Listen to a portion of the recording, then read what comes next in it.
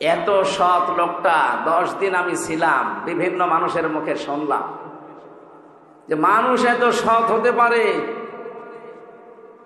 তা আমরাও চাই ইসলামী ছাত্র শিবির শুধু মালয়েশিয়া না, ইসলামী ছাত্র শিবির শুধু তুরস্ক না, এটা যদি বাংলাদেশের যারা আছে এরাও এই কেন্দ্রীয় সেক্রেটারি সভাপতি, এই মানুষগুলো যদি দায়িত্ব এই দেশে পায়, আর এরকম মানুষ যদি 151 জন তৈরি হয়, শিক্ষা ব্যবস্থায় আপনি এই কোরআন দেখবেন 100 মার্কের তৈরি হয়ে গেছে। মাত্র 5 বছর যেতে দেবেন, পুরাটা দেশ পাল্টিয়ে ফেলবে। ওয়াস্তব মাওলানা সাইদি সাহেব 50 বছর করে গেল, মুসলমান যা হয়েছে ওনার হাতে, তার চাইতে অধিকাংশ মুসলমান হয়ে গেছে উল্টাপাল্টা। কিন্তু এটা যদি শিক্ষা ব্যবস্থায় আমরা নিয়ে যেতে পারি, এনাদের মতো 151 জন মানুষকে পাঠিয়ে, এটা যদি কেউ রাজনীতি মনে করেন, হ্যাঁ এইটাই আমাদের রাজনীতি, এটা যদি কেউ ধর্ম ব্যবসা মনে করেন, এইটাই আমার ধর্ম ব্যবসা, কারণ আমি চাই এটা যেন সংসদে যায়। এক কথা বলে না কেন? 5 বছর চলতে দেবেন। যার যা দুঃখের কথা বলছিলেন না, কত মানুষ 3 ভাগের 1 ভাগ না খেয়ে থাকে, পোশাক নেই, শিক্ষা নেই, কেন এগুলো থাকবে না কেন? এই এলাকায় শাবনুরের বাড়ি না? না মানে এই সারসা থানার বাড়ি। আমি জানি তো, উনি এখন অস্ট্রেলিয়া আছে। যদি এখন এই রাস্তা দিয়ে হেঁটে যায়, আপনি তো মনে হয় ওইদিকে ছুটবে। এই জন্য আমার কথাগুলো তো আমার মুখ দিয়ে বের হচ্ছে, অ্যাডভার্টাইজ হচ্ছে, কথা আসলে কার? খেয়াল করে শোনেন, দেখবেন মজা পাবেন। আল্লাহ রাব্বুল আলামিন বলেন, কিতাবুন আনজালনাহু ইলাইকা লিতুখরিজান নাসা মিনাজ-যুলুমাতি ইলান-নূর, ইলা আখিরি আয়াত। খুব ভালো করে শুনবেন, আমি গতানুগতিক কথা বলি না, চিন্তা ভাবনা করি, ওখান থেকে কোনো তথ্য থাকলে বের করি। এই কোন দিকে তাকিয়ে আছে? ড্রোন দেখেন নি এর আগে? মাহফিলের পরে 10 মিনিট সময় ওখানে দেব, 10 ড্রোন দেখে বাড়ি যাব। ড্রোন দেখে যদি কোরআন থুয়ে ওইদিকে তাকা। এই এলাকায় শাবনুরের বাড়ি না? না মানে এই সারসা থানার বাড়ি। আমি জানি তো, উনি এখন অস্ট্রেলিয়া আছে। যদি এখন এই রাস্তা দিয়ে হেঁটে যায়, আপনি তো মনে হয় ওইদিকে ছুটবে। এই জন্য আমার কথাগুলো তো আমার মুখ দিয়ে বের হচ্ছে, অ্যাডভার্টাইজ হচ্ছে, কথা আসলে কার? খেয়াল করে শোনেন, দেখবেন মজা পাবেন। আল্লাহ পাক বলেন, এই একটা কিতাব আপনাকে আমি দিয়েছি, আপনার প্রতি এটা নাজিল করেছি এই কারণে, লিতুখরিজান নাসা মিনাজ-যুলুমাতি ইলান-নূর, আপনি মানুষদেরকে অন্ধকার থেকে বের করে নিয়ে আসবেন আলোর দিকে। ঠিক এরকম সেম কথা দিয়ে, এরকম ক্যাটাগরি দিয়ে আল্লাহ আরেকটা আয়াত নাযিল করেছেন, সূরা নিসার 105 নম্বর আয়াত, ইন্না আনজালনা ইলাইকাল কিতাবা বিল হাক্কি লিতাহকুমা বাইনান নাস বিমা আরাকাল্লাহ, ইলা আখিরি আয়াত। আল্লাহ তাআলা বলেন, অবশ্যই আমি আপনার প্রতি কিতাব নাযিল করেছি। কেন? লিতাহকুমা বাইনান নাস, আপনি এইটা দিয়ে মানুষের ভেতরে ন্যায় বিচার করবেন। কিভাবে করবেন? বিমা আরাকাল্লাহ, যেভাবে আল্লাহ আপনাকে দেখিয়েছে। দেখেন, 2টা আয়াতের প্যাটার্ন কিন্তু প্রায় একরকম। আগে বল, এই কি গো, এখানে এত আওয়াজ, কানে আসলে তো আমি কথা বলে যাব। ভাই, এখানে যারা আছেন একটু পিছিয়ে যান তো, একটু পিছান, জানতেন একটু পিছান। স্যার একটু পিছিয়ে নিলে ভালো হয়, একটু পিছিয়ে নিন তো ভাই। কি দেখবেন কি? হ্যাঁ, এমনি কথা শোনা যাচ্ছে না? বহুত দূর থেকে তা এসে কি দেখার জন্যে? একটু কথাগুলো শোনেন, কি বলছি শোনেন ভাই, শোনা তো যাচ্ছে। রমজান মাস এমনিতেই, তারপরও এটা সর্বোত্তম ইবাদতের ভেতরে 1 নম্বরে আছে। আফদালুল ইবাদাতি তিলাওয়াতুল কোরআন, তার ভেতরে 1 নম্বরে না? নবীজি তো ফজর শব্দ দিয়ে আরম্ভ করতে পারতেন, আফজল দিলেন কেন? পৃথিবীতে সবচাইতে বড় নেকির কাজ নফলের ভেতরে, এর চাইতে উত্তম আল্লাহর কাছে আর নেই। এই জন্য আহলুল কোরআনি হুম আহলুল্লাহি ওয়া খাসসাতু বলা হয়েছে। যারা কোরআনওয়ালা লোক, এরা শুধু আল্লাহর পরিবারের লোক না, এরা নির্দিষ্ট এবং খাস ব্যক্তি। সেই কোরআনওয়ালা হওয়ার জন্য আজকের এই আয়োজন আমাদের, নাকি? আপনি আয়াতের দিকে একটু খেয়াল করে দেখেন, আল্লাহ দুইটা আয়াত নাজিল করার মানে প্যাটার্নটা একরকমই পিরায়। বললেন আমি আপনাকে কিতাব দিয়েছি, কি করবেন? আপনি মানুষকে অন্ধকার থেকে আলোর দিকে বের করবেন। দ্বিতীয় আয়াতে বললেন আপনাকে আমি কিতাব দিয়েছি কেন? মানুষের ভেতরে ন্যায় বিচার করবেন। কি বুঝলেন এখান থেকে? কোরআনে কারিম দিয়ে আমরা যারা এই যে এতক্ষণ ৩-৪ জন মিলে আমরা ডাকলাম আপনাদেরকে, অন্ধকারের পথ বিভিন্ন রকমের আছে, এই অন্ধকার থেকে আলোর পথ ইসলামের দিকে আহ্বান জানালাম। হ্যাঁ, এটা আহ্বান জানানো সম্ভব কোরআন দিয়ে এবং সহজ সরল। তামাম দুনিয়ায় অবস্থা হয়তো একরকম না, কিন্তু এটা এদিকে আসেন, এদিকে আসেন, এদিকে আসেন, এদিকে আসেন।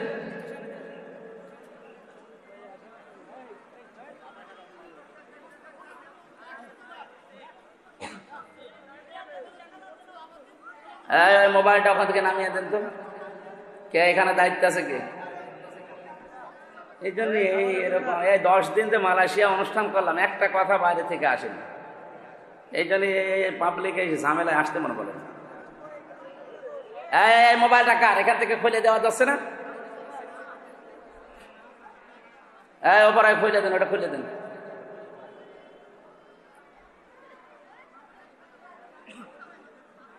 যান, এখান থেকে বসে।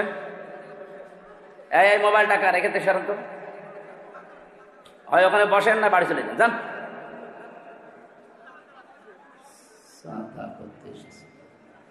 আবার এখানে দাঁড়িয়ে কি দেখেন আপনি?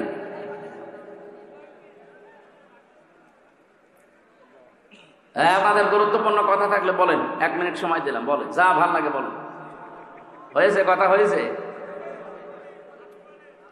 আমি বললে কথা বলা যাবে না, আমার তো কথা আসা লাগবে। আপনারা বললে আমি ভুলে যাব।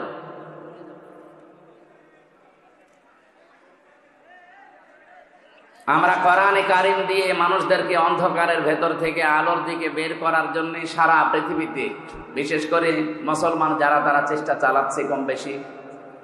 কিন্তু লিতাহকুমা বাইনান নাস, কোরআন আপনার প্রতি আমি নাজিল করেছি এই জন্যে। কি জন্যে? মানুষের ভেতরে যেন আপনি ন্যায় বিচার করতে পারেন। এটা কিন্তু বাস্তবে এখনো সম্ভব হয়নি। কথা বলেন না কেন? রাসূলুল্লাহকে আল্লাহ যে 4 দফা কর্মসূচি দিয়েছিলেন, 2টা প্রথমে, 2টা শেষের দিকে, 4 জায়গায় আল্লাহ এই আয়াতটা, একই আয়াত ধরন পাল্টিয়ে শুধু শব্দ এলোমেলো করে নাজিল করেছি। সূরা বাকারা 129 নম্বর আয়াত, সূরা বাকারার 151 নম্বর আয়াত, সূরা আলে ইমরানের 164 নম্বর আয়াত, সূরা জুমার 2 নম্বর আয়াত। আয়াতগুলোর কথা সব এক, খালি একটু শব্দ এলোমেলো আছে। আল্লাহ রাব্বুল আলামিন বলেন, হুয়াল্লাযী বাআসা ফিল উম্মিয়িনা রাসূলাম মিনহুম ইয়াতলু আলাইহিম আয়াতিহি ওয়া ইউযাক্কিহিম ওয়া ইউআল্লিমুহুমুল কিতাবা ওয়াল হিকমা ইলা আখিরি আয়াত। তিনি সে আল্লাহ যিনি তোমাদের কাছে উম্মীদের মধ্যে, নিরক্ষর মানুষদের মধ্যে একজন রাসূল পাঠিয়েছেন। কি করতেন তিনি? ইয়াতলু আলাইহিম আয়াতিহি, তোমাদের কাছে তিনি আল্লাহর আয়াতগুলো তেলাওয়াত করে শোনাতেন। আয়ুযাক্কিহিম, তিনি তোমাদেরকে পবিত্র করতেন। আয়ুআল্লিমুহুমুল কিতাব, তিনি তোমাদেরকে কিতাবের শিক্ষা দিতেন। আল হিকমা, তিনি তোমাদেরকে হিকমত শেখাতেন। কথাগুলোর দিকে খেয়াল করে দেখবেন, যারা আলেম আছেন তাদেরকে বলছি। প্রথম নবীজিকে বললেন ইয়াতলু আলাইহিম আয়াতিহি, আল্লাহর আয়াত বলতে কি বলেন তো? কোরআন। আরো জোরে বলেন। আল্লিমুহুমুল কিতাব, কিতাব বলতে কি? একই কথা 2 জায়গায় দিলেন কেন?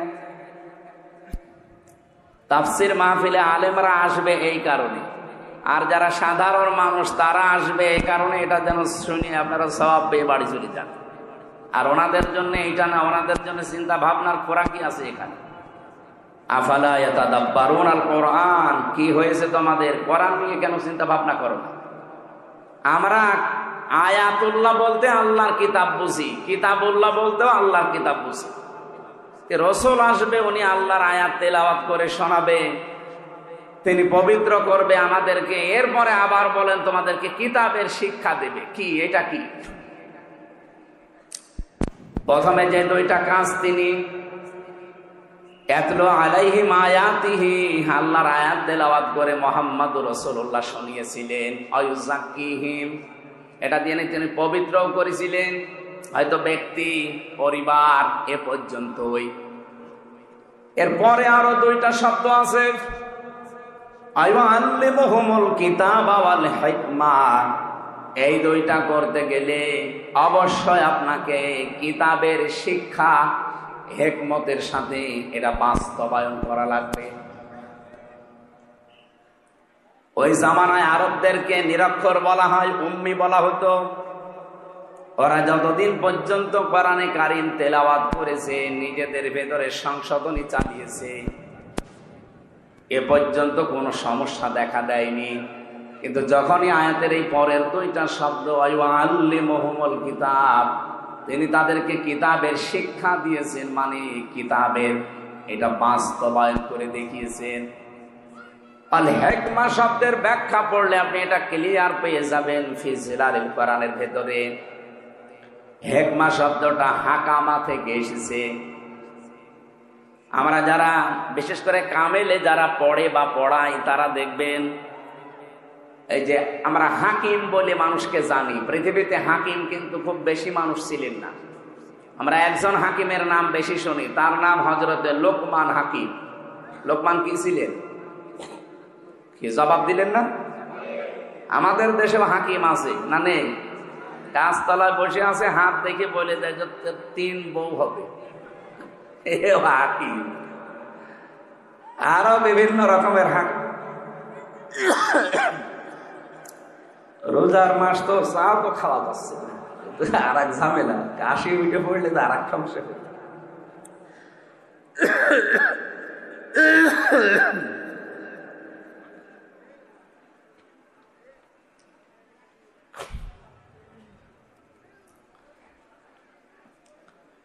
এক নম্বরে আমরা জানি উলামা, 2 নম্বরে জানি ফুকাহা, 3 নম্বরে জানি হুকামা।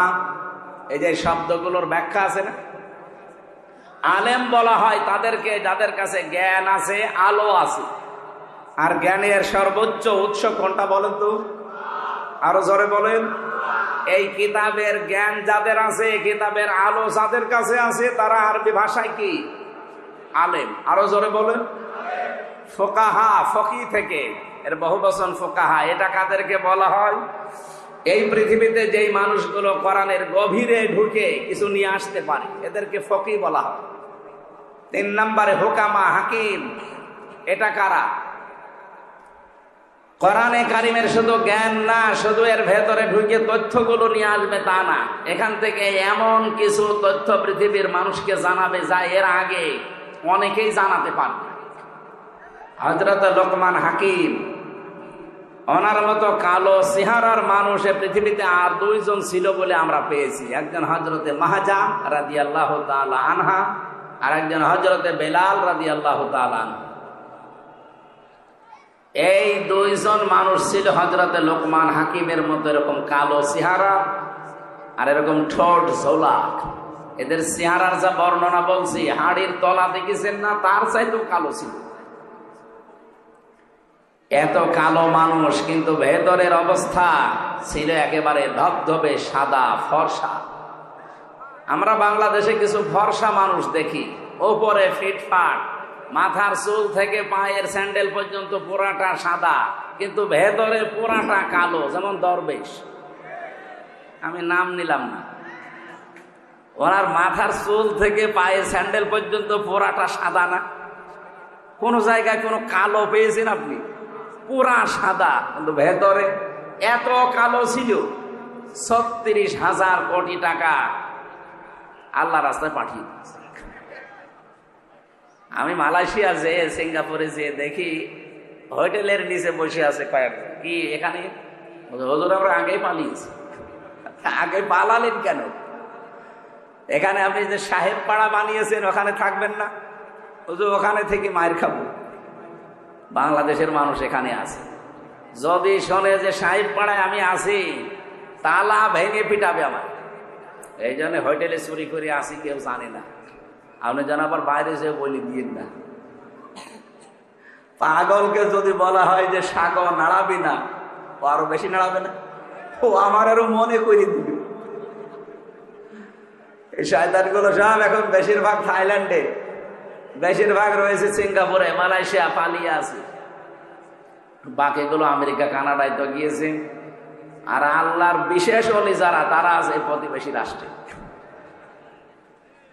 আমি বলছিলাম হযরতে বেলাল, হযরতে মাহজা, লোকমান হাকিম রহমতুল্লাহ আলাইহে, এই মানুষগুলো উপরে ছিল কালো, ভেতরে ছিল পুরা ধবধবে সাদা। আমাদের অন্তর ঠিক ওই রকম করা দরকার না?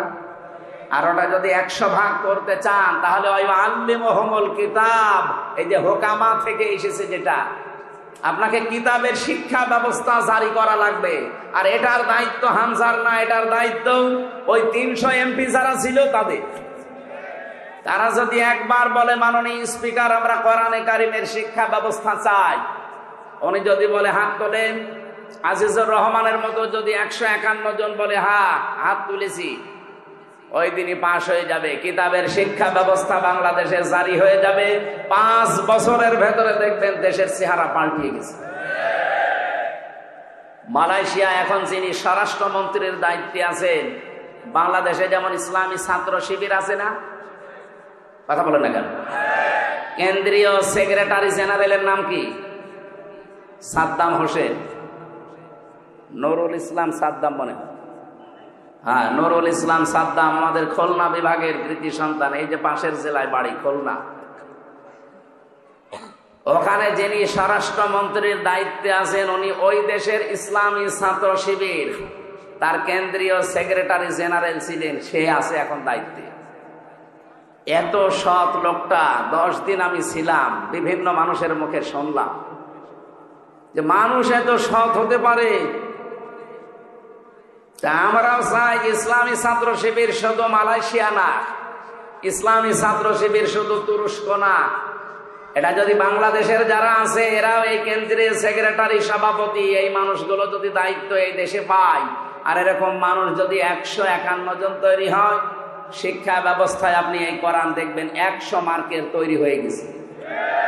মাত্র 5 বছর যেতে দেবেন, পুরাটা দেশ পাল্টিয়ে ফেলবে। ওয়াস্তব মাওলানা সাইদি সাহেব 50 বছর করে গেল, মুসলমান যা হয়েছে ওনার হাতে, তার চাইতে অধিকাংশ মুসলমান হয়ে গেছে উল্টাপাল্টা। কিন্তু এটা যদি শিক্ষা ব্যবস্থায় আমরা নিয়ে যেতে পারি, এনাদের মতো 151 জন মানুষকে পাঠিয়ে, এটা যদি কেউ রাজনীতি মনে করেন, হ্যাঁ এইটাই আমাদের রাজনীতি, এটা যদি কেউ ধর্ম ব্যবসা মনে করেন, এইটাই আমার ধর্ম ব্যবসা, কারণ আমি চাই এটা যেন সংসদে যায়। এক কথা বলে না কেন? 5 বছর চলতে দেবেন। যার যা দুঃখের কথা বলছিলেন না, কত মানুষ 3 ভাগের 1 ভাগ না খেয়ে থাকে, পোশাক নেই, শিক্ষা নেই, কেন এগুলো থাকবে না কেন?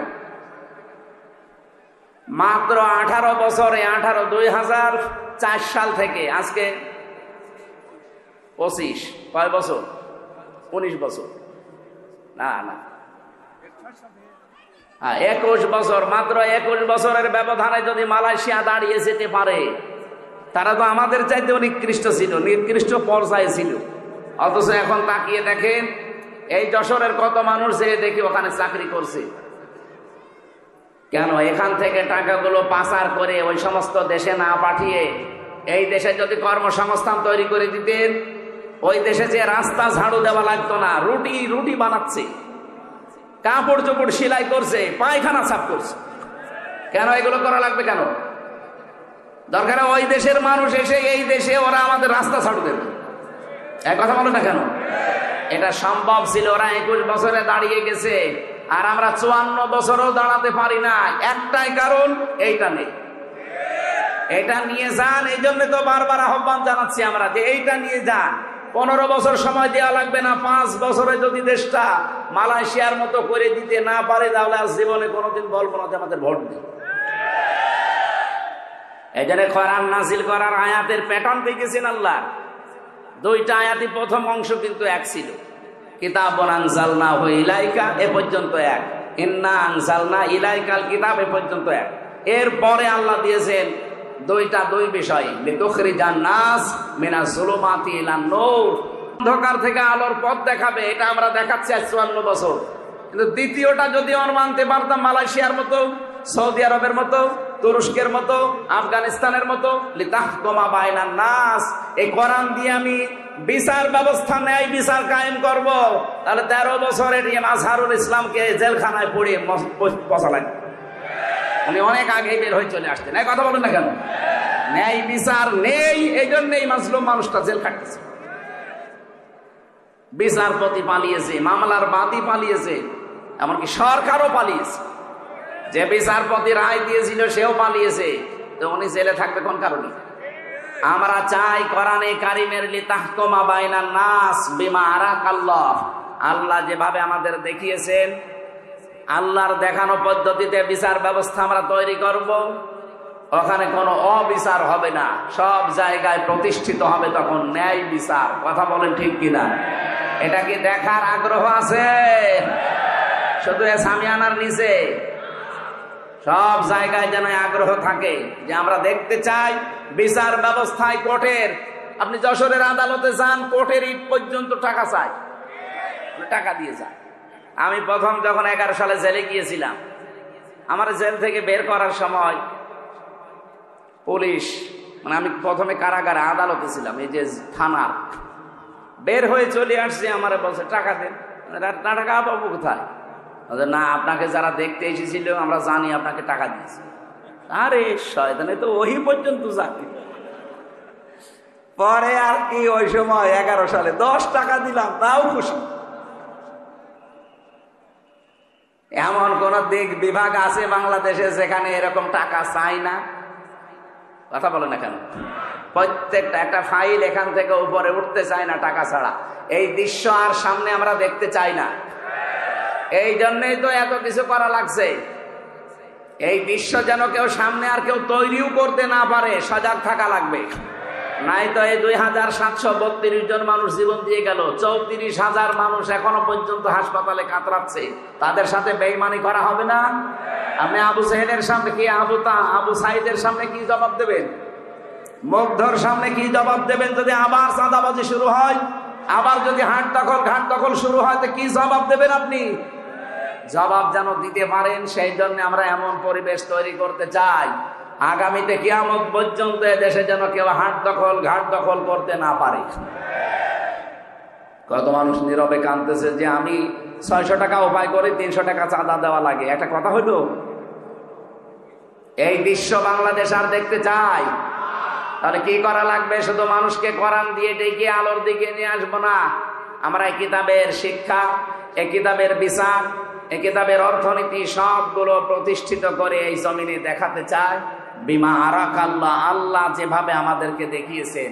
ওয়ালা তাকুল্লিল খাইনিনা খাসিমা, হে নবী আপনি খিয়ানতকারী যারা, তাদের পক্ষ নিয়ে বিতর্ক করবেন না। আজ বাংলাদেশে প্রমাণ হয়ে গেছে 54 বছরে কারা জাতির সাথে, নিজেদের সাথে খিয়ানত করেছে। এক কথা বলেন না কেন? যারা খিয়ানত করেছে আমরা তাদেরকে চিনি না? এই খেয়ানতকারীদের পক্ষ নিয়ে তারা ঝগড়া করেন আমাদের সাথে। আমার বিবেক আছে? এই জন্য আমরা চাচ্ছি আল্লাহ যেভাবে আমাদের দেখিয়েছেন, এটা আমরা বিচার ব্যবস্থায় ন্যায় বিচার কায়েম করার জন্য নিয়ে যাব। গরু ছাগলের ভেতরে, কার ভেতরে? বাইনান নাস, মানুষের ভেতরে। আল্লাহ আমাদেরকে যেন কোরআনের দ্বারা এটার তৌফিক দান করেন, বলেন আমিন। নবীজি 4টা কাজ করেছিলেন। প্রথম নাম্বার, তিনি কোরআন তেলাওয়াত করে মানুষকে শোনাতেন, মানুষদেরকে পবিত্র করতেন, তার নফস, তার পরিবার, তার সমাজ, এভাবে তিনি চেষ্টা চালিয়েছিলেন। কিন্তু আল্লিমুহুমুল কিতাব, এটা যতদিন পর্যন্ত তিনি কায়েম করতে না পেরেছেন ততদিন সুদ বন্ধ হয়নি, ঘুষ বন্ধ হয়নি, চাঁদাবাজি ওই জামানায় ছিল, ওইটাও বন্ধ হয়নি। কথা বলেন ঠিক কিনা? এই জন্য আমাদের উচিত হবে, যারা আজ বলেন আমরা নবীওয়ালা কাজ করি না, আপনার নবীওয়ালা কাজ হচ্ছে না। এদিকে তাকান, নবী কি জন্ম থেকে নবী বলে কেউ বলতো যে আপনি নবী? কয় বছরে বলেন? 40 বছরে তখন যিনি নবী হলেন, কি পেয়ে নবী হয়েছিলেন? এই কোরআনে কারিম পাওয়ার পরে যিনি নবী হলেন, নবী হওয়ার পরে তো এই কাজগুলো আল্লাহ তাকে দিলেন। ওয়াল্লাযী বাআসা ফিল উম্মিয়িনা, তিনি সে আল্লাহ যিনি উম্মীদের ভেতরে পাঠিয়েছেন, নবী পাঠিয়েছেন, রাসূল পাঠিয়েছেন। ইয়াতলু আলাইহিম আয়াতিহি, তার প্রথম কাজ ছিল তিনি তেলাওয়াত করে করে মানুষদেরকে শোনাতেন। আজ বাংলাদেশে কেউ যদি বলে যে আমি নবীওয়ালা কাজ করি, অবশ্যই আপনাকে আল্লাহর কোরআন তেলাওয়াত করে শোনানোর ব্যবস্থা করা লাগবে। আপনার দ্বারা হয় এটা? আপনি কোরআন পড়তে পারেন যে তেলাওয়াত করে শোনাবেন? এই মাদ্রাসা যারা প্রতিষ্ঠিত করেছিল তাদের কয়েকটা উদ্দেশ্য আছে, তার ভেতরে এইটাও মনে হয় আছে যে মানুষ এই এলাকায় যারা বসবাস করে তারা আল্লাহর কোরআন পড়বে, শিখবে, নাকি অন্য উদ্দেশ্য আছে? অয়ুযাক্কিহিম, তিনি তাদেরকে পবিত্র করেছিলেন। কোন পর্যায়ে পৌঁছিয়েছে তাদের পবিত্রতা? আমরা যদি আজ কোরআনে কারিম দিয়ে ব্যক্তি, পরিবার, সমাজ, রাষ্ট্রকে পর্যন্ত পবিত্র করতে পারতাম। এই যে যাকিয়্যুন থেকে শব্দটা এসেছে, খলিফাতুল মুসলিমিন হযরত ওমর রাদিয়াল্লাহু তাআলা আনহু, তিনি রাতের বেলায় বসে হিসাব করছিলেন। লম্প ধরিয়ে যে আলো, জয়তুনের তেল সীসার উপরে দিয়ে তিনি আগুন লাগিয়ে হিসাব করছিলেন। হঠাৎ করে ওই দেশের প্রধান বিচারপতি হযরতে আলী রাদিয়াল্লাহু তাআলা আনহু এশার নামাজ পড়ে তিনি আসলেন। ডাক দিলেন, হযরত ওমর, প্রধান বিচারপতি আলী, কিসের জন্য এসেছেন? রাষ্ট্রের কোনো কথা আমাকে বলার জন্যে, না ব্যক্তিগত পারিবারিক কোনো কথা বলার জন্যে? হযরতে আলী ওই সময় প্রধান বিচারপতি, তিনি বললেন, না, আমার পারিবারিক জীবনে একটা সমস্যা হয়েছে, ওইটা আপনার সাথে শেয়ার করার জন্য এসেছি, পরামর্শ নেব। হযরত ওমর সঙ্গে সঙ্গে তিনি বাতিটা লিভিয়ে দিলেন। হযরতে আলীর কিন্তু মন খারাপ হয়ে গেছে, কি আমি একটা দেশের প্রধান বিচারপতি এসেছি রাষ্ট্রপ্রধানের কাছে, উনি আমারে দেখে আরো আলোক সজ্জা করবে কি, আরো আলো লিভিয়ে দিলেন। হযরত ওমর তার মনোভাব বুঝতে পেরে ডাক দিয়ে বলেন, প্রধান বিচারপতি আলী, আপনাকে আমি কিন্তু প্রথমে জিজ্ঞাসা করেছি যে আপনি কেন আসলেন, রাষ্ট্রের কোনো কাজ নিয়ে নাকি পারিবারিক কোনো কাজ নিয়ে? আপনি যেই বলেছেন যে রাষ্ট্রের কোনো কাজ না, পরিবারের কোনো সমস্যা, আমি কিন্তু হিসাব করছিলাম রাষ্ট্রের জনগণের টাকায় কেনা তেল দিয়ে রাষ্ট্রের হিসাব করছিলাম। আপনি এসেছেন পারিবারিক জীবনের কোন ফয়সালা নিতে, জনগণের টাকা দিয়ে এই হারিকেন বা লম্প অথবা মোমবাতির যে তেল পুড়বে, এটা দিয়ে আপনার পারিবারিক জীবনের কথাবার্তা না শুনবো, কিয়ামতে আমি জবাব দেব কি? হযরত আলী বলেন, কথাটা শোনার পরে তার প্রতি ভক্তি, শ্রদ্ধা যা ছিল আমার আরো বেড়ে গেল। কি চিন্তা নিয়ে তিনি চলেন, একটা রাষ্ট্রের প্রধান। বাংলাদেশে 1628 জন মানুষ দায়িত্বে ছিল। আল্লাহর কসমে 54 বছর আমি বাদ দিলাম, শুধুমাত্র 5 বছরও যদি এই টেন্ডেন্সি নিয়ে এই 1628 জন মানুষ দায়িত্ব পালন করে দেখাতো, এ দেশটা মিনি জান্নাত হয়ে যেত। এরকম মানুষ আমরা পেয়েছি, হ্যাঁ পেয়েছি, খুব কম। মাওলানা মতিউর রহমান নিজামী তার ভেতরে একজন। রাষ্ট্রের দায়িত্ব, মন্ত্রণালয়ের দায়িত্ব পালন করে 26 টাকা বেঁচেছিল, ওটা ফেরত দিয়েছে। হযরত ওমরের একেবারে অরিজিনাল উত্তরসূরি না, আলী হাসান মোহাম্মদ মুজাহিদ রহমতুল্লাহ আলাইহি, রাষ্ট্রের দায়িত্ব পালন করতে গিয়ে অণুবীক্ষণ যন্ত্র দিয়ে 4 আনাও দুর্নীতি খুঁজে পাওয়া যায়নি। এই ধাঁচের মানুষগুলো মাত্র 1628 জন যদি তৈরি হয়ে যেত, এই দেশটার জন্য 54 বছর লাগার কথা না, 54 দিনে এই দেশ জান্নাত হওয়ার কথা। আমরা ওই রকম বিষয় চাই না। এই জন্য আমার প্রথম এবং শেষ ফাইনাল কথা এইটাই, আপনাকে পবিত্র হওয়ার জন্যে কোরআনে কারিমের কাছে আসা লাগবে। আর এটা দিয়ে যদি একেবারে পুঙ্খানুপুঙ্খানু ন্যায় বিচার দেখতে চান, তাহলে কোরআনের বিচার ব্যবস্থা, শিক্ষা ব্যবস্থা, স্বাস্থ্য ব্যবস্থা, এগুলো দেখাতে হবে, তাছাড়া সম্ভব না। আল্লাহ রাব্বুল আলামিন আমাদেরকে বাস্তব জীবনে যেন আল্লিমুহুমুল কিতাব এর একটা প্রেক্ষিত, এর একটা মানে রাস্তা কিন্তু সামনে আল্লাহ তৈরি করে দিয়েছেন। এখন বাংলাদেশের মানুষ চাইলেই সম্ভব কিতাবের শিক্ষা ব্যবস্থার সামনে জারি করার ব্যবস্থা করা। খালি আতলু আলাইহিম আয়াতিহি ওয়া ইউযাক্কিহিম পর্যন্ত থাকলে হবে না, ওয়া ইউআল্লিমুহুমুল কিতাবা ওয়াল হিকমা, এই দুইটার সামনে এখন দেখানোর সময়। এরপরও যদি কারো ব্যর্থতার পরিচয় দেন, আগামী 100 বছরেও আর আল্লাহ এই সুযোগ দেবে না। কথা বলে না কেন? আমরা চাই শিক্ষা থেকে শুরু করে যত বিভাগ আছে বাংলাদেশে সব জায়গায় যেন আল্লাহর কোরআনের বিধান চালু হয়। বলেন আমিন। আমরা 6666টি আয়াত থেকে, যেহেতু রমজান মাস, এই কেন্দ্রিক একটা আয়াত পড়েছি সূরা আলে ইমরান 185 নম্বর আয়াত। খুব খেয়াল করে শুনবেন, নিজের জীবনে যদি মেলাতে পারেন এই মাহফিল সাকসেস হবে।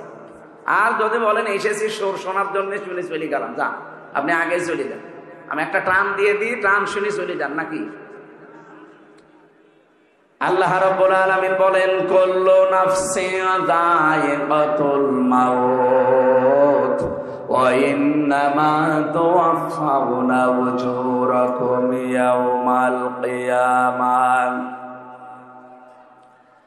অবশ্যই প্রত্যেকটি জীব মৃত্যুর স্বাদ গ্রহণ করবে। কিয়ামতের ময়দানে প্রতিটি মানুষকে আমি আল্লাহ তার পারিশ্রমিক পরিপূর্ণ করে দেব। হযরতে আবু দারদার জীবনী পড়ছিলাম, তিনি বলেন আয়াতটা পড়লে আমার কেমন যেন একটা অজানা ভয় চলে আসতো, যে কিয়ামতের দিন আল্লাহ নাকি আমাকে পরিপূর্ণভাবে আমার উজরত দিয়ে দেবে। আমার সবচাইতে বেশি ভয় হয় আমি যা কামাই করেছি সব যদি আল্লাহ আমারে দিয়ে দেয়, আমার তো টানা সম্ভব না।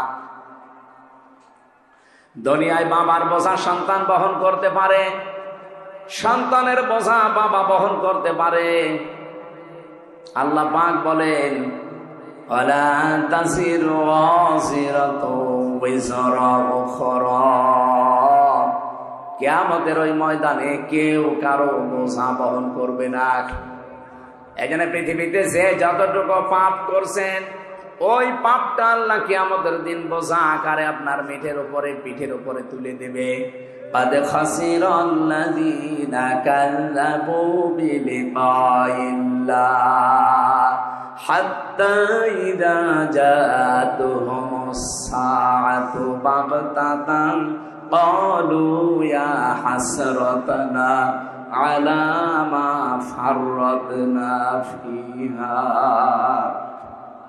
সূরা আনামের 30 নম্বর আয়াতে আছে, অবশ্যই ওই মানুষগুলো ক্ষতিগ্রস্ত হয়ে গেছে, হবে না। কদ খসিরা মাজির সিগা, অবশ্যই ক্ষতিগ্রস্ত হয়ে গেছে, সর্বনাশ হয়ে গেছে ওই মানুষগুলোর জন্য। কিয়ামতের দিন আল্লাহর সাথে যে সাক্ষাৎ হবে, আল্লাহর সামনে যে জবাব দেওয়া লাগবে, উনি যে পরিপূর্ণভাবে আপনাকে পারিশ্রমিক দিয়ে দেবে, এটা যারা বিশ্বাস করে না।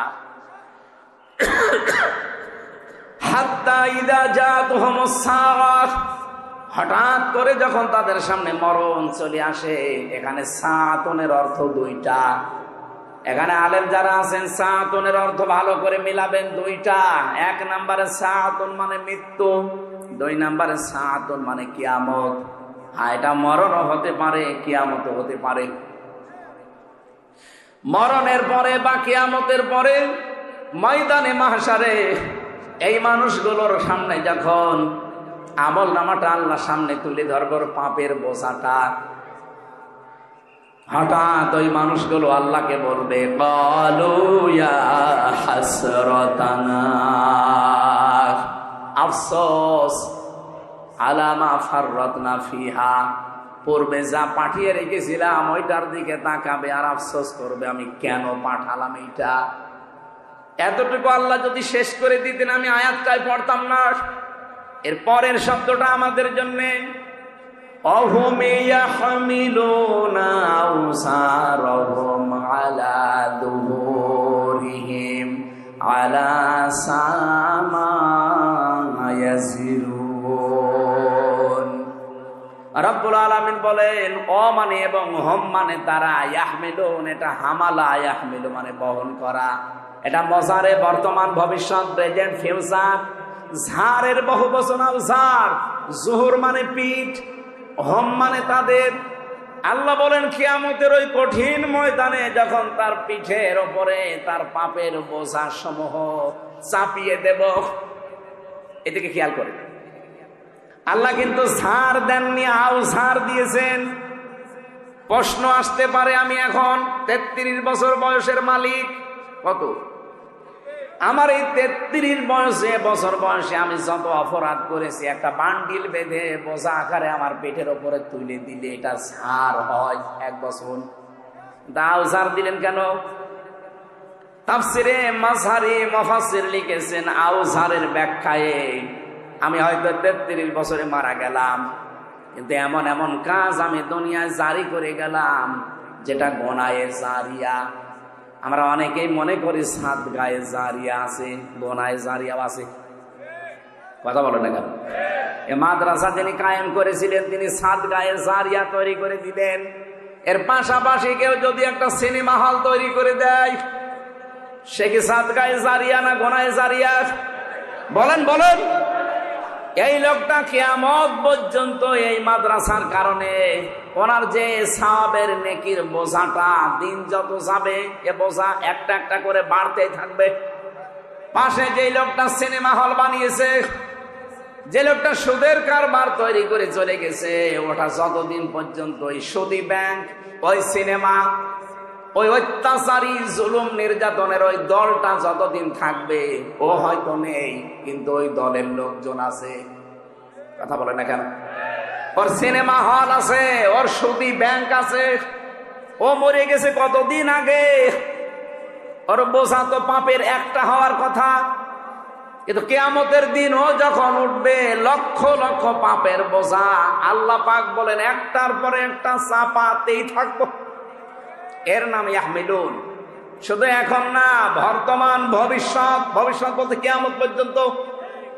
এখানে আমার এই 33 বয়সে আমি এমন কিছু কথা, এমন কিছু কাজ, এমন কোন কিছু আঞ্জাম যেন দিয়ে না যায়। আমার একটা বোঝাই তো আমি পারি না, এখন আবার বোঝার পরে বোঝা তৈরি হতে আছে। আল্লাহ রাব্বুল আলামিন বলেন কিয়ামতের দিন যখন এই লোকটা বোঝা বহন করে নিয়ে যাবে, একটার পরে একটা চাপাতে থাকবো। আলা সামা ইয়াজিরুন, ফেরেশতারা দেখে বলবে কত নিকৃষ্ট বোঝা এই লোকটা বহন করে নিয়ে যাচ্ছে। বলেন নাউজুবিল্লাহ।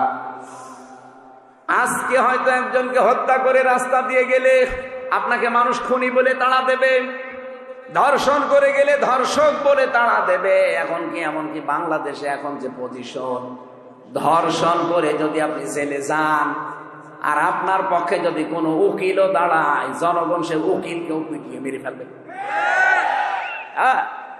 এই যে আয়শা, আয়শা নাকি না, আসিয়া, এই মেয়েটাকে যারা ধর্ষণ করেছিল, ওই ধর্ষকদের পক্ষে যে উকিল দাঁড়িয়েছে, ওই উকিল পর্যন্ত পিটানি খেয়েছে। এই লোকটা ধর্ষক, আপনি ওর পক্ষে দাঁড়ালেন কেন? ওকালতি করার জন্যে। এই জন্য উকিলও মায়ের খায়। কিয়ামতের দিন আপনি পাপের বোঝা বহন করে যখন নিয়ে যাবেন, ধর্ষককে দেখলে মানুষ ধর ধর, ধর্ষক যাচ্ছে যেমন তাড়া দেয়, খুনিকে দেখলে খুনি যাচ্ছে ধর তাড়া দেয়, চোর দেখলে চোর যাচ্ছে ধর তাড়া দেয়, ছিনতাইকারী দেখলে বলে ছিনতাইকারী যাচ্ছে ধর তাড়া দেয়। কিয়ামতের দিন ফেরেশতারা বলবে ধর, পাপের বোঝা নিয়ে যাচ্ছে। আপনি নিজের সাথে এবার মিলান তো। আপনারে আমার এই 33 বছরে আমি মিলালাম, মাওলানা আজিজুর রহমান ওনার 60 বছরে মিলাক, জাহাঙ্গীর হোসেন ওনার 60 বছরে মিলাক। কিয়ামতের দিন আমরা যা করেছি কিন্তু আল্লাহ আমার পিঠের উপরে তুলে দেবে। যাই করেন, পাপের বোঝা যদি আল্লাহ তুলে দেয়, ফেরেশতারা যদি বলে দেখ কত নিকৃষ্ট বোঝা হামজা বহন করে নিয়ে যাচ্ছে, ওই সময়ের যে লজ্জা আমি কার কাছে দেব বলেন? ও লজ্জা যেন না লাগে সেই সময় এখনই। এখনো সূর্য পশ্চিম দিকে ওঠে নাই, এখন আমার মরণের গড়গড়ানি শুরু হয়নি, সুতরাং পরিবর্তন হওয়ার সুযোগ নেই। বলেন বলেন। এক্ষুনি সময় পাল্টান, শয়তান তো বাধা আছে, শয়তান তো আপনাকে ধোঁকা দিতে পারবে না, এই বাধা নেই। এরপরেও যদি আপনি পরিবর্তন হতে না পারেন, আপনি মনে করবেন আপনি নিজেই একটা শয়তান, শয়তান বাধা আছে। এরপরও এত সুযোগ থাকার পরও আপনি যদি পাল্টাতে না পারেন, শয়তান বাধা আছে, আপনি পাল্টাতে পারেন না, আপনাকে ধোঁকা দেয় কে? তার মানে আপনি নিজে একটা শয়তান। কথা বলে না কেন? আপনার থেকে তো এখন আমার মনে হয় আশ্রয় চাওয়া লাগবে। আমরা আউযু বিল্লাহি মিনাশ শাইতানির রাজিম বলি, এখন বলা লাগবে আউযু বিল্লাহি মিনাজ যশোর বলা যাচ্ছে না। এই জন্য আমরা এই মুহূর্তে সিদ্ধান্ত নেওয়া লাগবে, কিয়ামতের দিন আল্লাহ প্রত্যেককে তার উজুরত যা করেছে লোকটা একেবারে পঙ্খানো দেবে, কোনো কম বেশি নেই। ফামান যুহজিহা আনিন নার, খুব কঠিন শব্দ, আমি ব্যাখ্যায় পড়তে গিয়ে আমি নিজে আশ্চর্য হয়ে গেছি, এর আগে আমি এভাবে বুঝিনি। ফামান যুহজিহা, আল্লাহ রাব্বুল আলামিন বলেন যেই লোকটাকে বাঁচিয়ে দেওয়া হবে, যুহজিহা আনিন নার, জাহান্নামের আগুন থেকে বাঁচানো হয়েছে না বাঁচানো হবে? বলেন বলেন। তার মানে পরীক্ষা আমাদের সবার সামনে আছে। ফামান যুহজিহা আনিন নার, যে লোকটাকে জাহান্নামের আগুন থেকে বাঁচানো হবে, ওয়া উদখিলাল জান্নাতা ফাকাদ ফাজ, এবং যাকে জাহান্নামে প্রবেশ করানো হবে না করানো হয়েছে? করানো হবে। যেই লোকটাকে জাহান্নামের আগুন থেকে বাঁচানো হবে, জান্নাতে প্রবেশ করানো হবে, ফাকাদ ফাজ, সেই লোকটা সফল। তাহলে সফলতার মানদণ্ড এই দুনিয়া না, সফলতার মানদণ্ড হচ্ছে কিয়ামতের ময়দানে যাকে আল্লাহ জাহান্নাম থেকে মুক্ত করে জান্নাতি বলে ঘোষণা দিয়ে দেবেন। দ্বিতীয় ব্যাখ্যা কি? এটা তো আখিরাতের ব্যাখ্যা গেল, দ্বিতীয় ব্যাখ্যা কি? আর একটা ব্যাখ্যা আছে ফি জিলালিল কোরআনে, মুফাসসির লিখেছেন দুনিয়ার জীবনে আল্লাহ যাকে জাহান্নামের কাজগুলো আস্তে আস্তে ছেড়ে দেওয়ার তৌফিক দেয়, আর জান্নাতের কাজগুলো আস্তে আস্তে করার মতো সুযোগ দেয়, ফাকাদ ফাজ, সেই লোকটার জীবনও সফল। আপনি এবার ভাবেন, রমজানের আগে যেমন ছিলেন রমজানে অবশ্যই তেমন নেই, পাল্টিয়েছেন কিছু। বাকি 11 মাস যদি এভাবে পাল্টিয়ে পাল্টিয়ে আপনার জীবন শেষ করতে পারেন, আপনি মনে করবেন আপনার জীবনকে আমার আল্লাহ ফাকাদ ফাজ, সফলতার দ্বার প্রান্তে পৌঁছিয়ে দিচ্ছে। আর যদি মনে করেন না, আগে 2টা বিড়ি খাতাম, এখন রোজার পরে 4টা করে খাচ্ছি, তাহলে মনে করবেন আমি জান্নাতের থেকে আস্তে আস্তে জাহান্নামের দিকে এগিয়ে যাচ্ছি।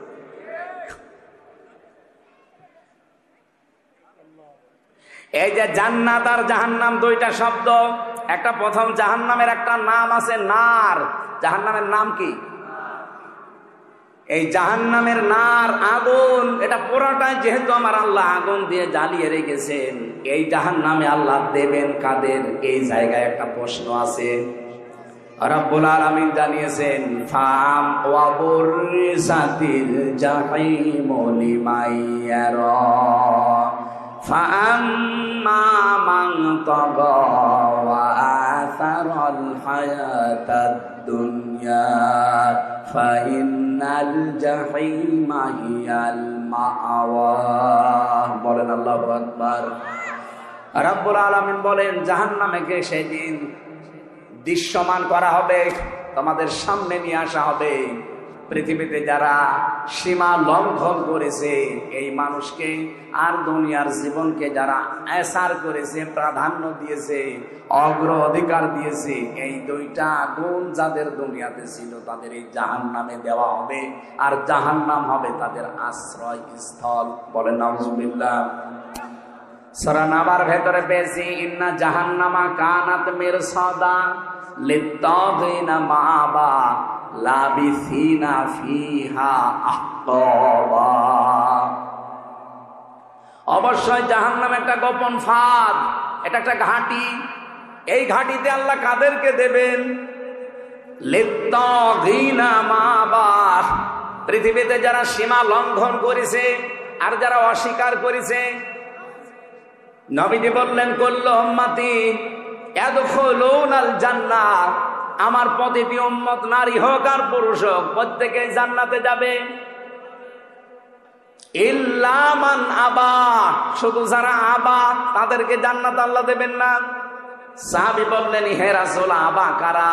কিলা ইয়া রাসূলুল্লাহ মান হুম মান ইয়া আবা। আবা কি জিনিস? নবীজি বললেন, মান আতাআনি দাখালাল জান্নাহ ওয়া মান আসানি দাখালান নার ফাকাদ আবা।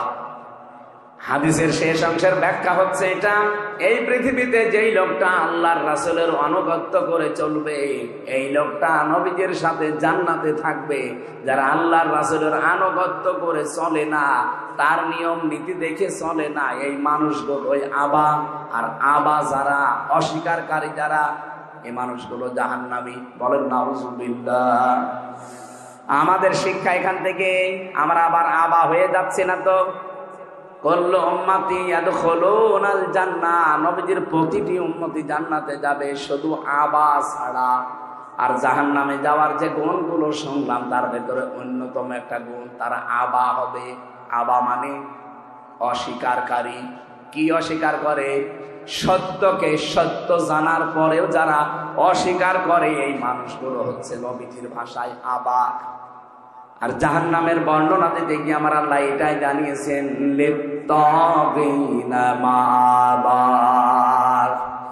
পৃথিবীতে যেই মানুষগুলো সীমা লঙ্ঘন করেছে আল্লাহর, দুনিয়াতে যারা অস্বীকার করেছে আল্লাহর বিধানকে, লাবিসিনা ফিহা আহকাবা, চিরস্থায়ী ভাবে এই মানুষগুলো জাহান্নামের এই ঘাটির ভেতরে পৌঁছতে থাকবে। ও যশোরবাসী, যে জাহান্নামে যাওয়ার এখানে আমরা দুইটা গুণ কিন্তু পেয়েছি অলরেডি।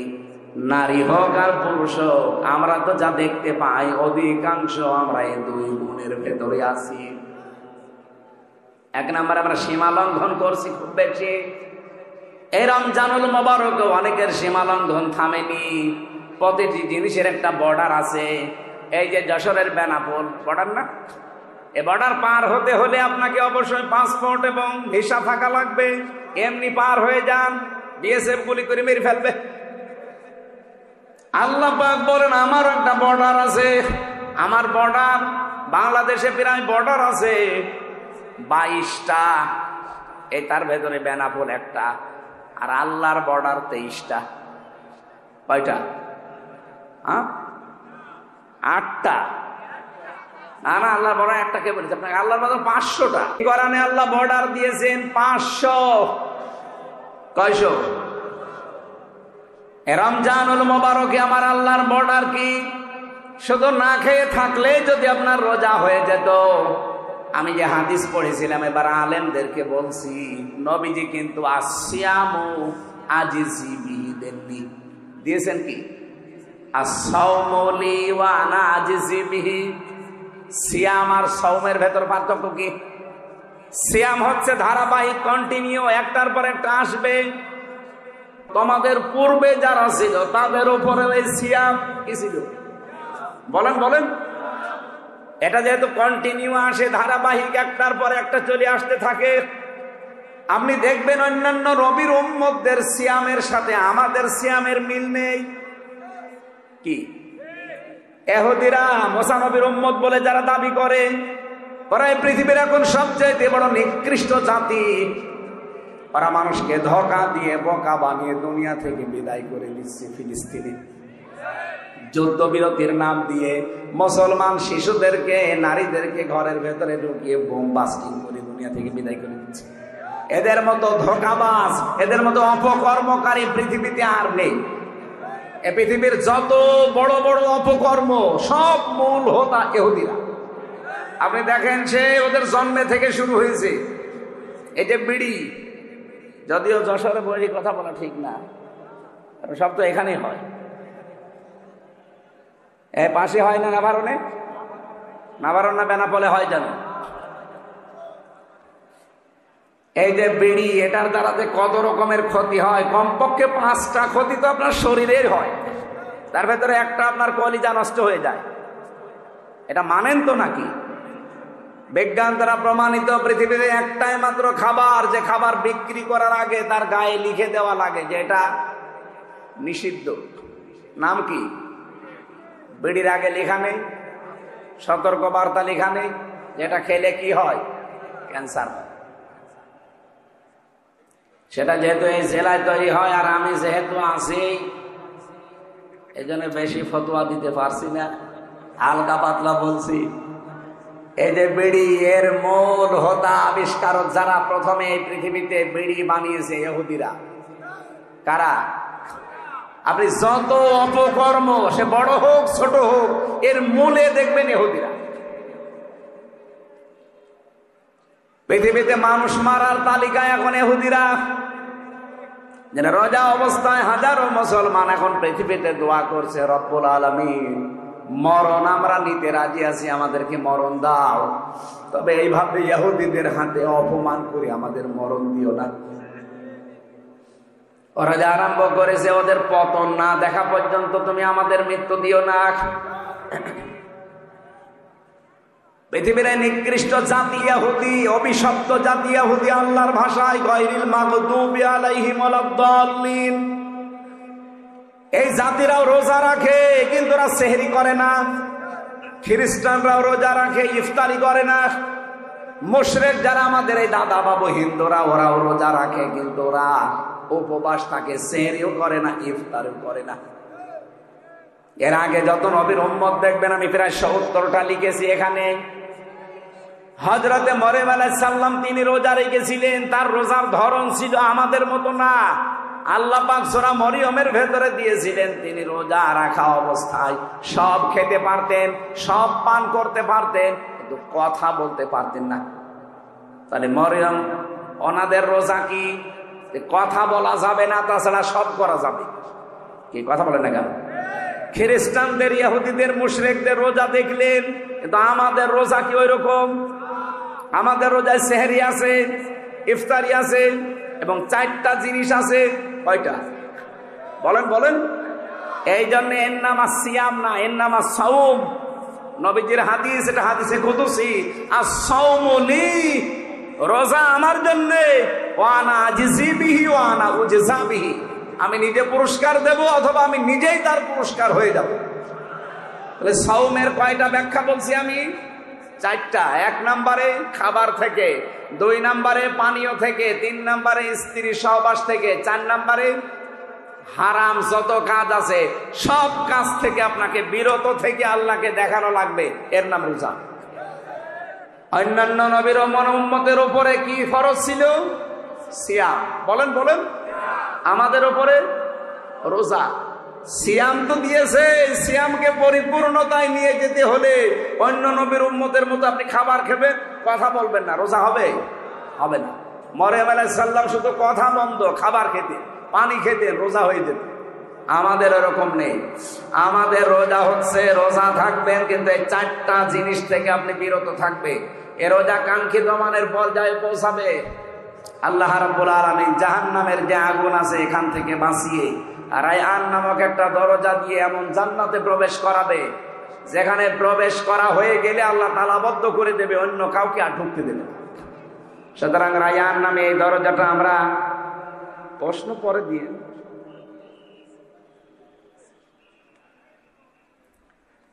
এতক্ষণে না কি করলেন কি, এতক্ষণও যদি না করে থাকে, আর আমি পারি না তো ওইটা।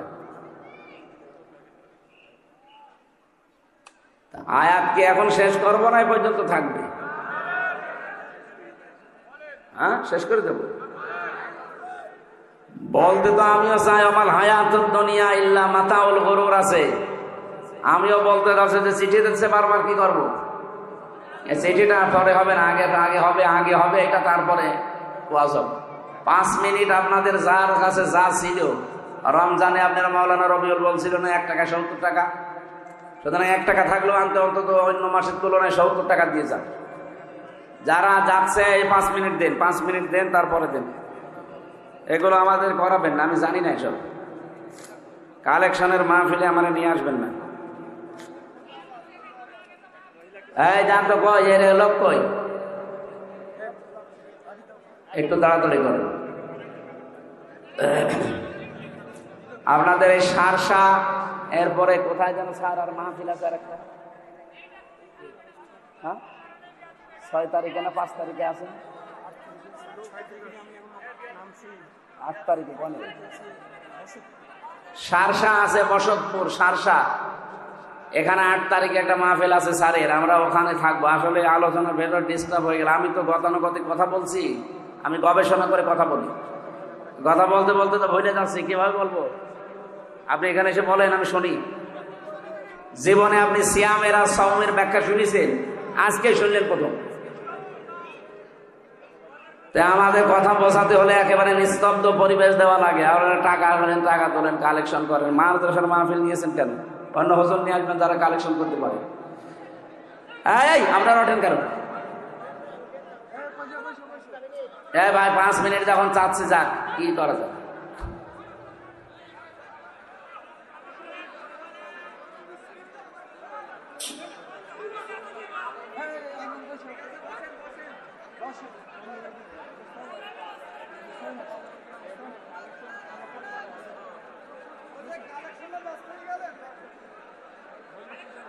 এই মাদ্রাসার জন্য দাদা আমি জীবনও এটা তো বলতামও না, আমি পারিও না। কালেকশন করতে হলে অনেক হাওয়া দেওয়া লাগে, পাম্প দেওয়া লাগে, সাথে আমি কিছুই পারি না। সুবহানাল্লাহ আলহামদুলিল্লাহ লা ইলাহা ইল্লাল্লাহ, সুবহানাল্লাহ আলহামদুলিল্লাহ লা ইলাহা ইল্লাল্লাহ মুহাম্মাদুর। এই দাদা বসেন, বসেন। আপনার দাদার বয়স এখনো হয়নি, কিন্তু দাড়ি নেই তো, এই জন্য মনে করছে মনে হয় অন্য ধর্মের লোক। আপনার দাড়ি রাখবেন ভাই। পৃথিবীর জমিন সফল এবং বিফল হওয়ার জায়গা না। এই পৃথিবীতে যদি আমি সারা জীবন না খেয়ে খেয়েও মারা যায়, অপমান হয়েও মারা যায়, মরণের পরে যদি আল্লাহ জাহান্নামের কাছ থেকে, জাহান্নামের আগুন থেকে বাঁচিয়ে জান্নাতি বলে ঘোষণা একবার দিয়ে দেয়, ফাকাদ ফাজ, আমার জীবন সফল। আমরা ওই রকম জীবন তৈরি করার জন্য রেডি আছি না?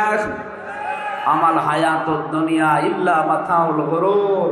আল্লাহ খুব আফসোস নিয়ে জানিয়েছেন, পৃথিবীর জমিনটা প্রতারণা, খেলতামাশা, ধোঁকাবাজি ছাড়া কিচ্ছু না।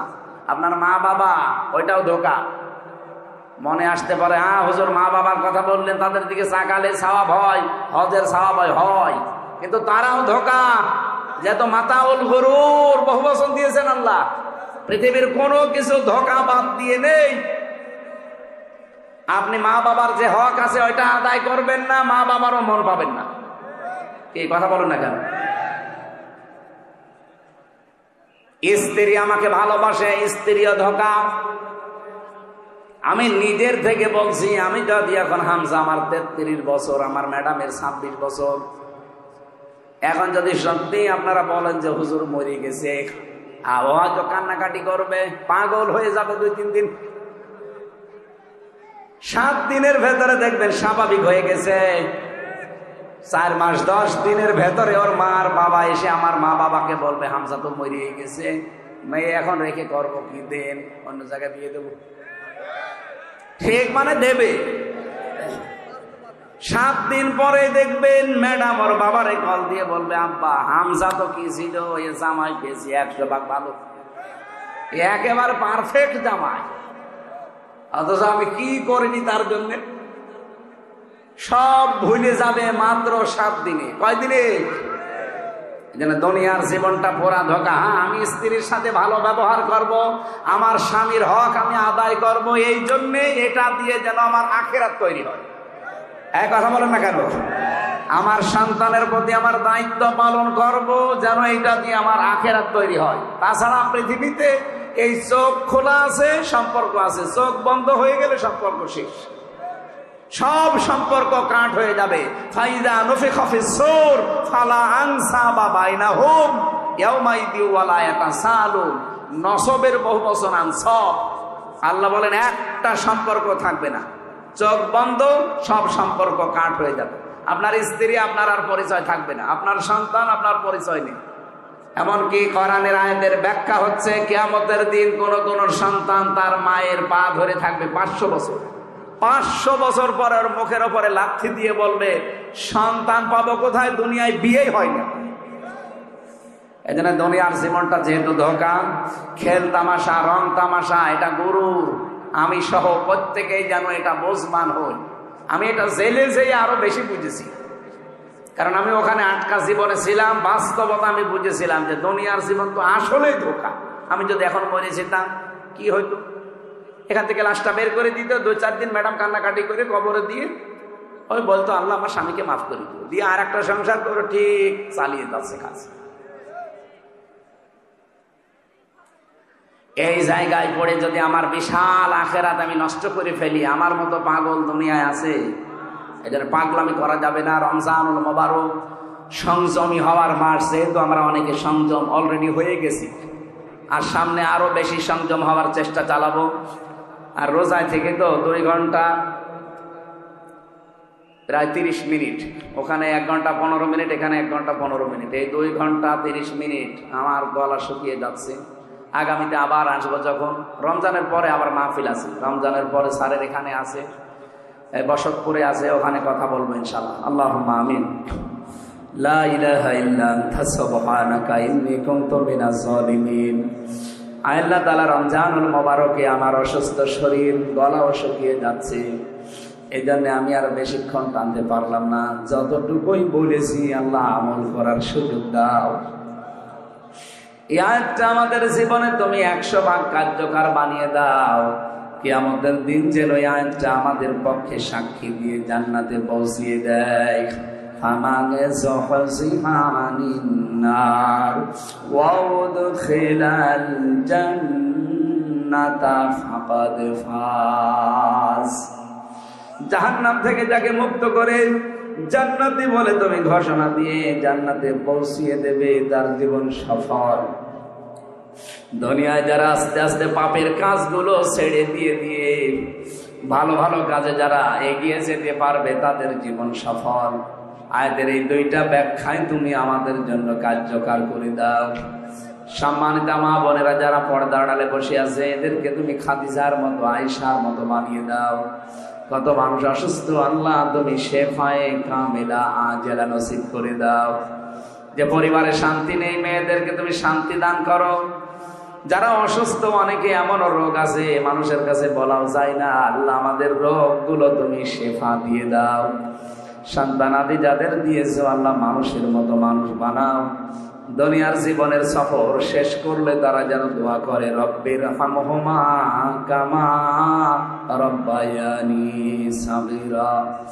মাহফিলের সম্মানিত সভাপতি, প্রধান অতিথি, বিশেষ অতিথি, যত মানুষ এখানে এসেছে সবাইকে তোমার কাছে দিয়ে গেলাম, ওমরের মতো বানিয়ে দাও। এই গগা এলাকায় মাটির নিচে যত মানুষ ঘুমিয়ে আছে, কোরআনের ইজ্জতে মাফ করে দাও। আল্লাহ তাআলা কখন কার কাছে আজরাইল এসে যায় জানি না, যখনই আসবে জীবনে একবার